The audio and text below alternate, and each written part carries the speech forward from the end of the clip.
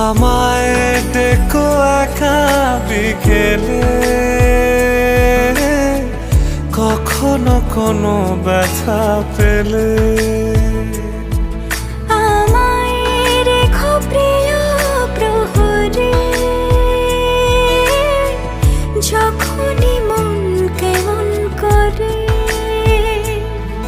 কোনো এক রূপ কথার জগতে